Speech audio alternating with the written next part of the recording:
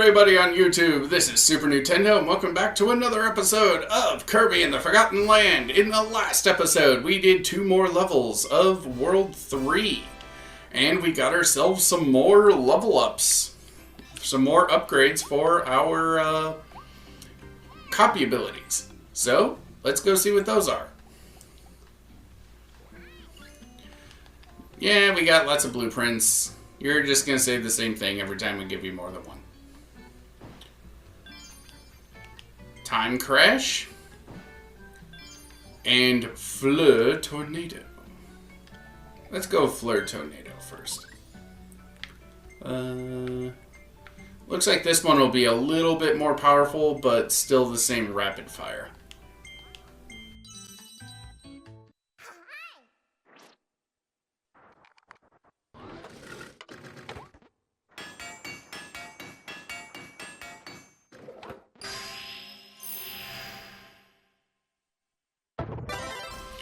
The Fleur Tornado. This one is supposed to be like the Swan Tornado thing. Which basically just means that it's a more powerful tornado. I don't think there's anything completely unique with it. So, I think that's it. It's just the more powerful tornado.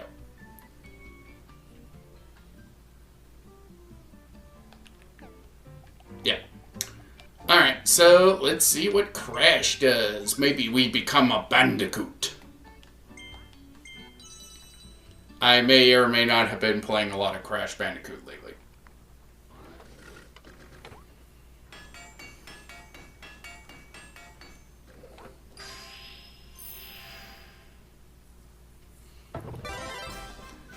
The Crash ability has evolved into Time Crash. So I guess this is So I guess this is Crash Bandicoot Warped. So what does this do? We didn't think that Crash's ability could Crash's boom could get any biggester, but this one can break time itself, slow down, then act fast to cause some real destruction. Oh, let's see what this can do. It's been a while since I've actually used this, so I don't remember what it does. Alright.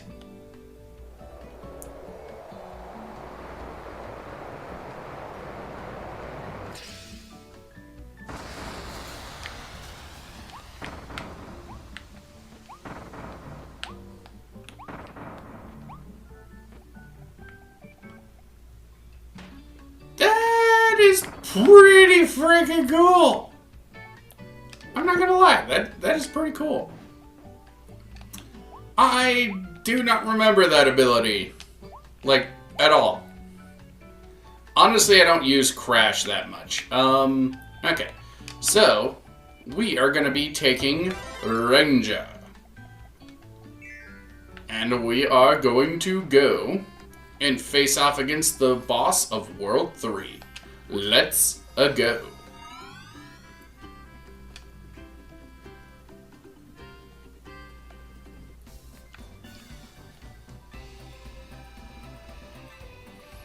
Danger under the big top. Let's go.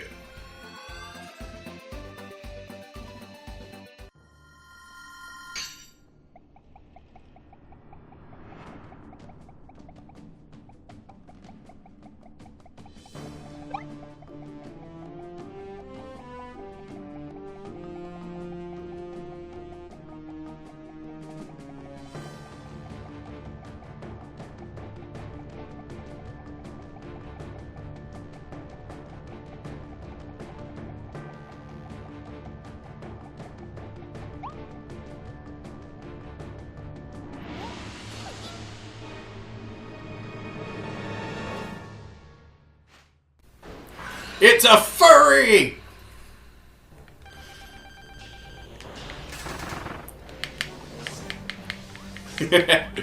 Yeah, this is Clawline. Actually, one of my more favorite bosses of the game. Not for the design reason, but, I mean, not for that reason. I do honestly really like leopards. Not as cool as tigers, honestly, but, you know, they're still pretty darn cool. Ow. Well, I guess I'm not getting that thing.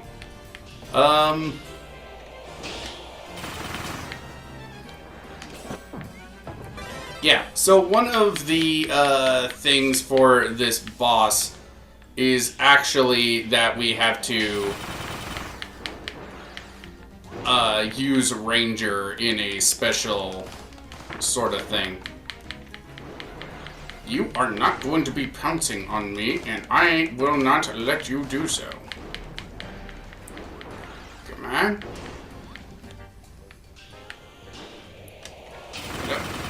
I don't like how long it takes for that to level up. Also, Clawline is so... Ow! Alright, come on.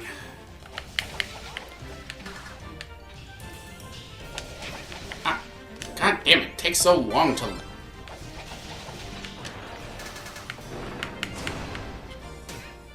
There we go. We got that one. We are definitely not getting the one for... Ow! Okay. Come on. Where you go? Man, Clawline is kicking my ass.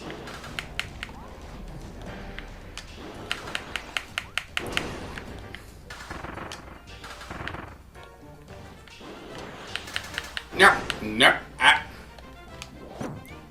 Can you please stop? I would prefer to keep my internal organs where they belong, and that is inside me.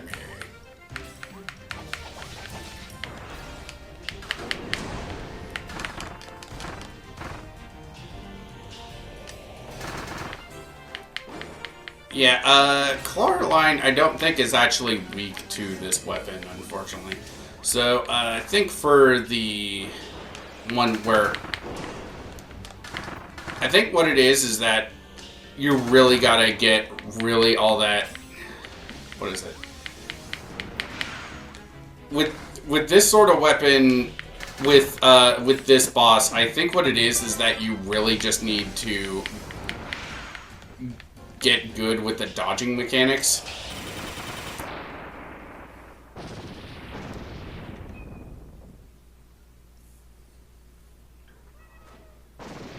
Oh no. We killed the cat lady. The pencil drill blueprint.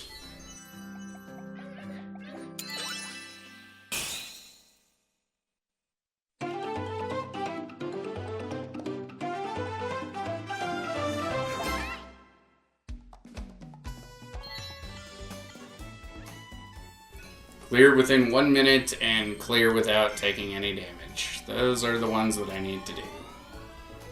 Within 1 minute 30 seconds.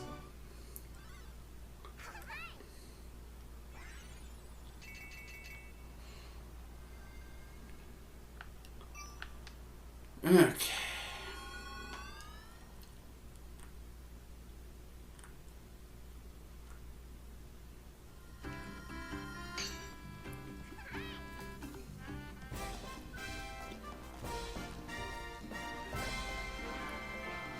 Waddle Dee Town has grown even bigger. And the Gotcha Machine Volume 2 is now available. There's an entirely new set of figures to collect. The Coliseum is now open for battle. Fight bosses and rivals you faced in the past to win glorious prizes.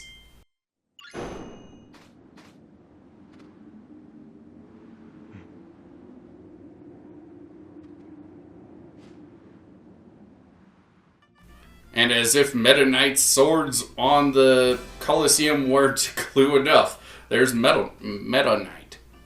The drill can now be activated. So, let's go do that.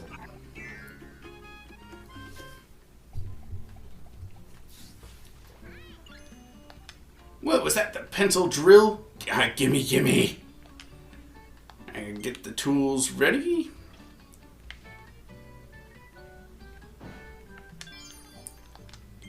If I remember correctly, pencil drill was actually pretty cool.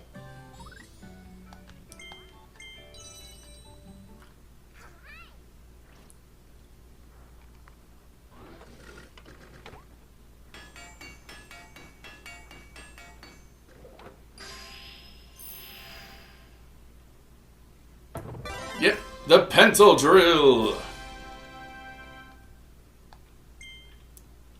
The pencil drill looks like a pencil sharpener with a pencil sticking out of it. It's so cool. And it shoots out a little pencil as you come out of the ground. And when you're in the air, it sharpens the pencil. There's pencil shavings. That is so cool. I love it. I love it.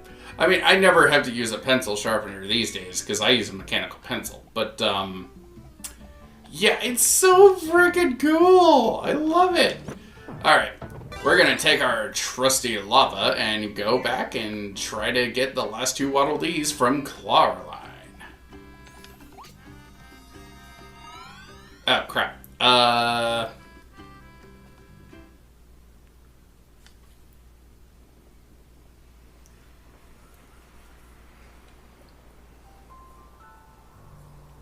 Winter Horns. Ooh, I love this area too.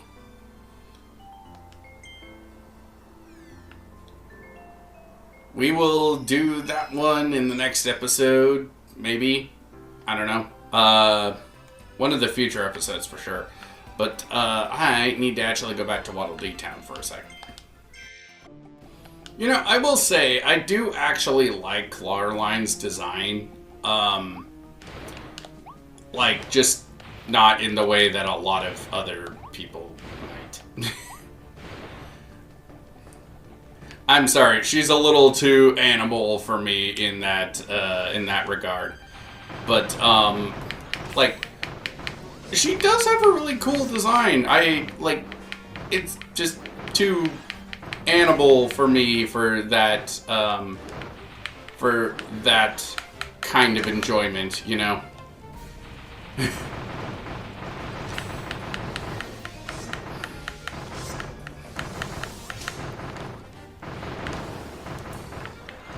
We're gonna light the kitty on fire.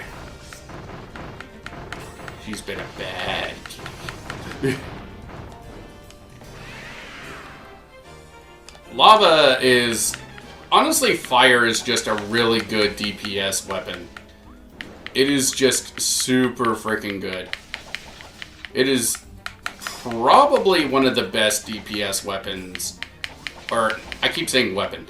Probably one of the best DPS powers.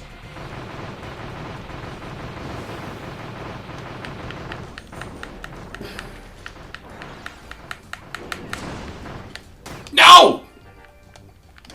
Damn it! Part of me wants to restart, but the other part of me just wants to get the other...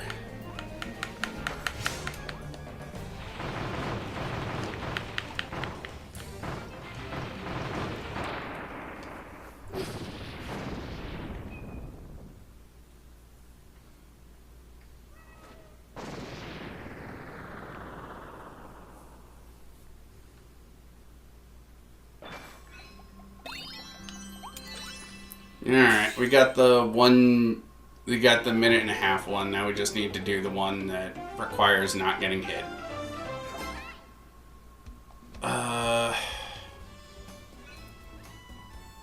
Maybe since we have to dodge all the time anyway, maybe I'll try using the sword.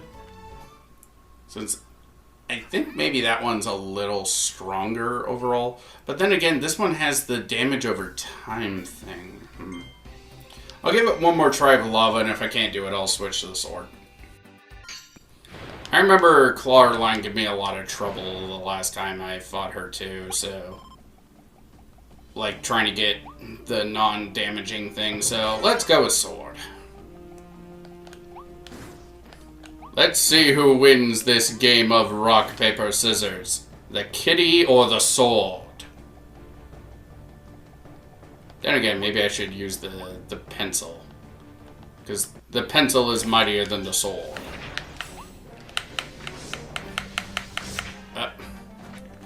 Wait. I have never dodged with this weapon before.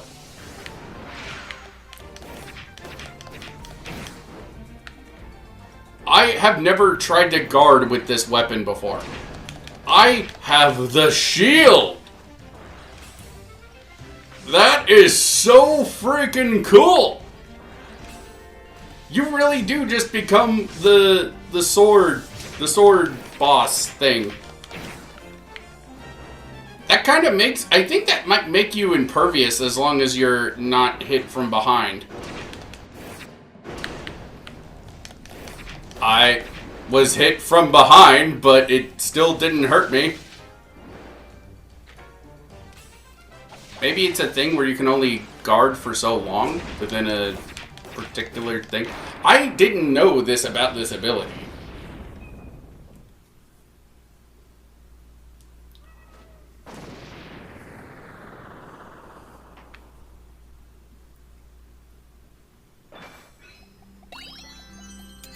That is so cool. Okay, that's the last Waddle Dee of World 3. Hey, that rhymed.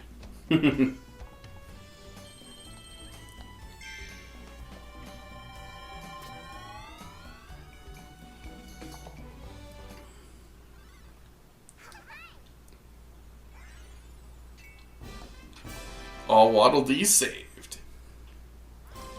You saved all the Waddle Dees in one Daria remains.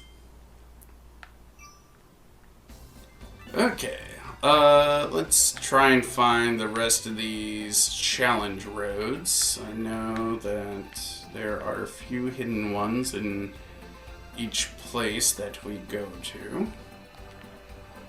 No.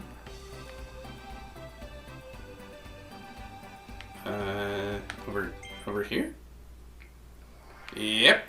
There's one right there. There's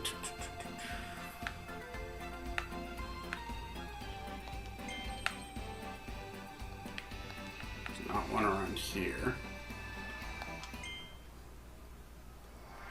There we go. There's one right there. And let's see. How many of these? How many of these do we got? There's 9.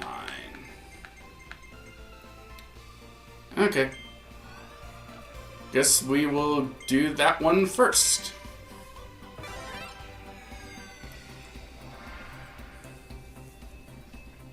With gusto, turn the windmills. So, as with the other ones, like I said in a previous one, I'm not going to be trying to go for the best times because you largely don't get anything but some extra coins, which you get plenty of anyway.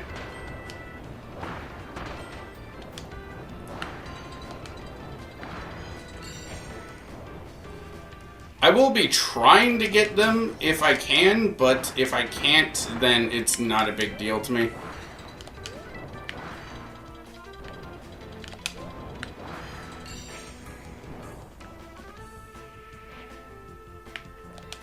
Harbor! Oh. Harbor!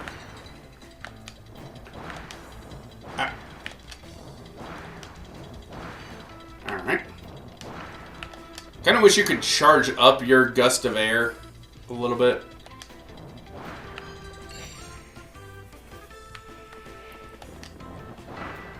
Get out my way, you dumb bouffalants. What'd I get? Oh, we did it. Cool.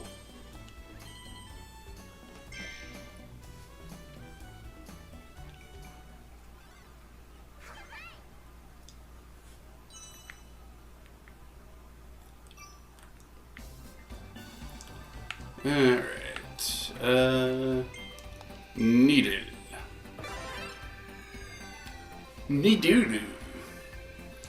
The treasure roads are a pretty cool idea because it basically kind of forces you to deal with the different powers in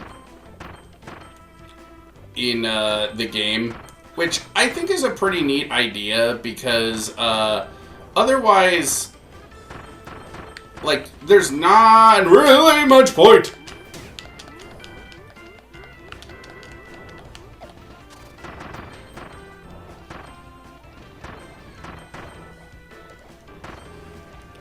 So, yeah, the thing is with game mechanics is that they are best used when you do have to take part in the game mechanics, because otherwise I probably would have gotten the target time if I didn't fall off that thing. Like, if everything in the game is optional, then it kind of creates the question of why this mechanic even exists in the first place. Like, if I can talk a little bit about another Switch game, The Legend of Zelda Skyward... Or, not Skyward Sword. The Legend of Zelda Tears of the Kingdom. That game, almost that entire game, is so freaking optional that there is no point to basically any mechanic. And it, as a result, makes a whole lot of the game just feel pointless. Especially with a lot of the puzzles in that game in particular. The puzzles in any Zelda, really, should be something that is well thought out, well designed, and kind of forces you to think outside the box. Sometimes this is better done. Sometimes this is better done in some games than others, but in Tears of the Kingdom, all the puzzles are basically not thought out at all, to a point where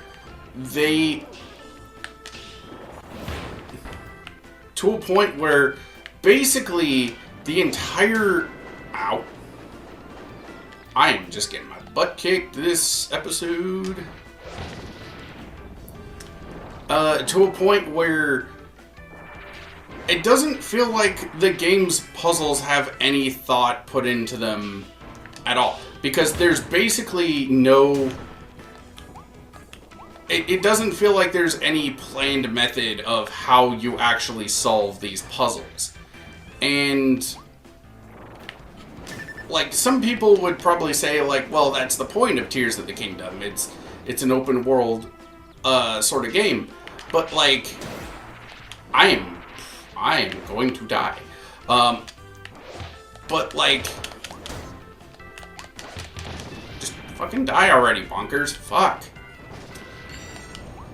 But, like, when everything in the game is so open to a point where there isn't really a fixed method of actually succeeding, it leads to the game just kind of feeling like there's no thought at all put into the game. You know what I mean? Like, for example, if I could compare it to Breath of the Wild, its predecessor, there is a puzzle in the game, in Breath of the Wild, that feels like it was really well thought out, but the game, like, the developers probably didn't account for this such solution. And that is the, I forget what the name of the shrine is, but it's the shrine in Hateno Village. How, you are basically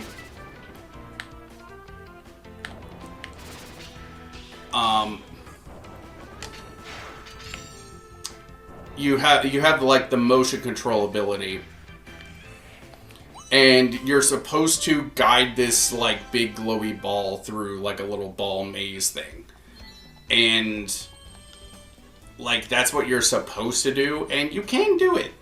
I've done it. It's pretty fun, but you can just turn the controller completely over and just flip the ball into its place that way when the ball resets. So, like, that feels like it was less of, like, oh, this is a method in which you can, solve the puzzle, and more like it was just an oversight. So you kind of feel like, oh, this is really cool. The way that you're kind of not even really outsmarting the game, really. It just feels like you thought of something that the developers didn't. You know? Whereas, like, Tears of the Kingdom just kind of feels like no thought at all was put into the puzzle design. Whoops. I don't like how hard it is sometimes to aim the damn bombs. Like, people get on Ocarina of Time's case for not being able to aim bombs. This game is really where that becomes kind of an issue at times. But at least this game isn't, like, that hard. So it's not really that big of a deal, but still.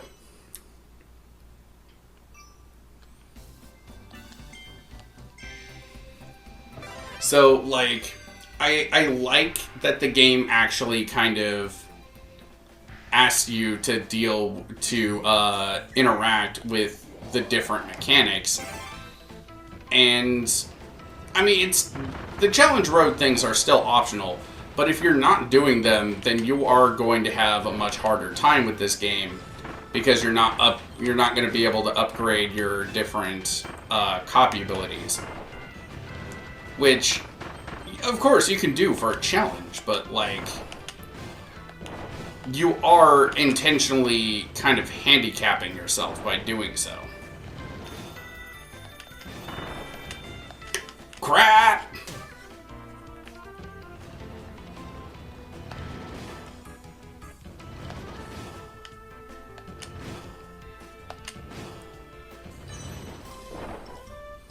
This one I always thought was kind of fun. You probably would have gotten it if I didn't fall off that ledge. Noticing a pattern. Like, there are other mechanics too in Tears of the Kingdom. Like, for example, the ability to, like, build basically whatever you want. The game almost never asks you to actually interact with this mechanic, and as a result, there are just a lot of... That mechanic just kind of feels pointless, you know, because there's really no reason why you should ever just interact with that mechanic, because the game never asks you to do so. Ah, shit.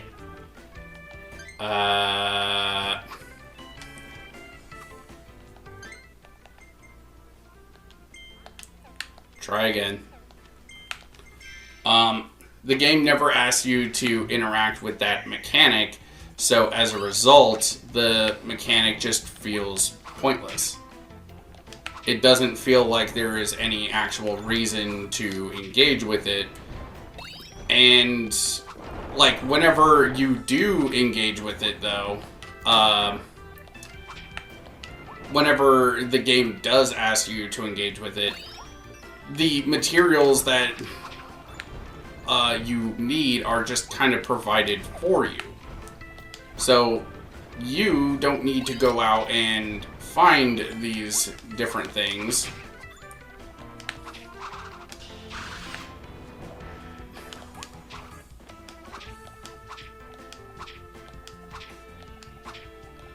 Because the game never requires that you do so, and the game never kind of takes that into account. So, it's kind of dumb.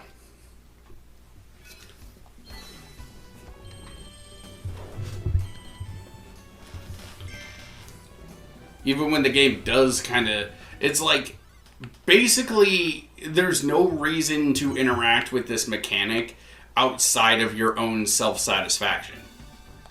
And there are a lot of people who do take satisfaction in interacting with that mechanic, don't get me wrong.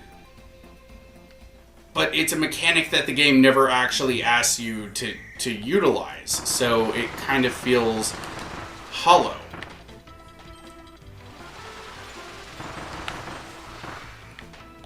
It just feels like really bad game design, essentially, and I've come to expect much better out of Nintendo. So, especially out of Zelda in general. Like, Zelda used to be, like, almost like the king of like, well-designed Nintendo stuff. But lately, in the Switch era, it just kind of feels like they almost forgot how to make good Zelda.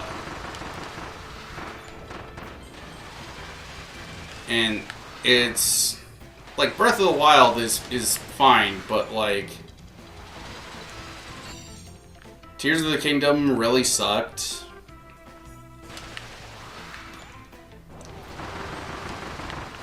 Like Age of Calamity was really bad story-wise.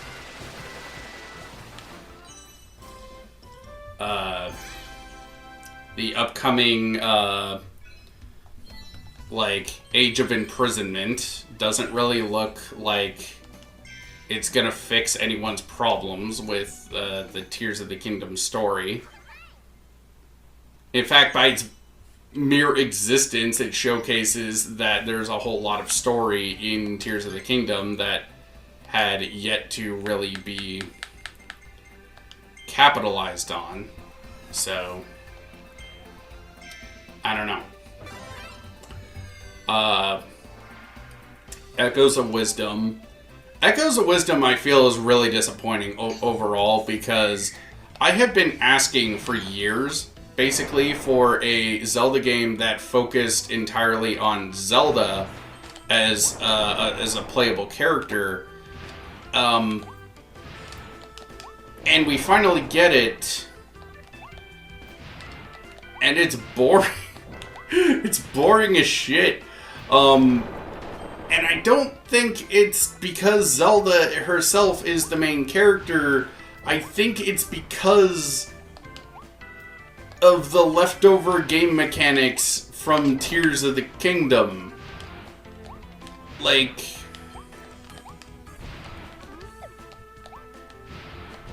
ow. I don't know, just I don't even think I'm halfway through Echoes of Wisdom, and it's been out for almost half a year at this point, I think. It's just, I don't know, man. I just don't have any interest in that game. And that's a shame to me, because it's what I've been asking for years.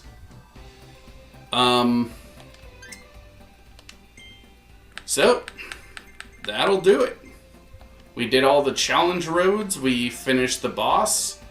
Let's go back to Waddle Dee Town real quick.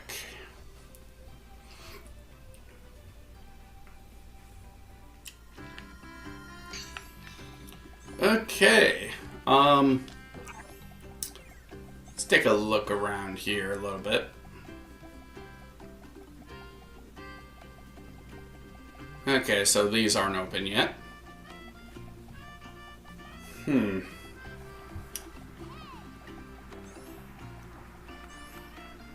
We could do the Colosseum, But I want to save that for later.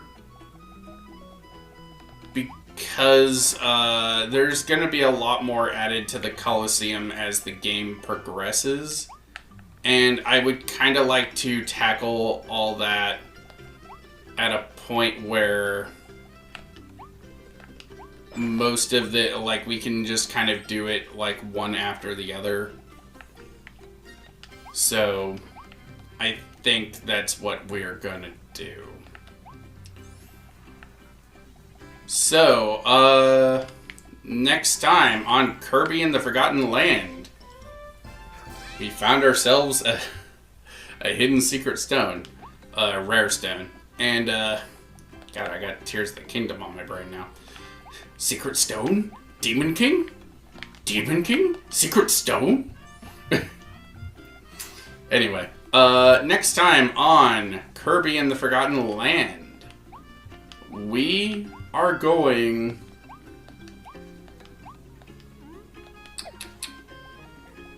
We are either going to start World 4 or... let me see. Collection.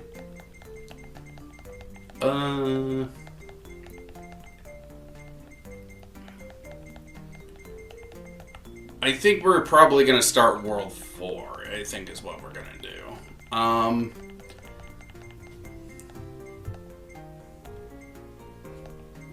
So, I guess that will do it. See you guys then.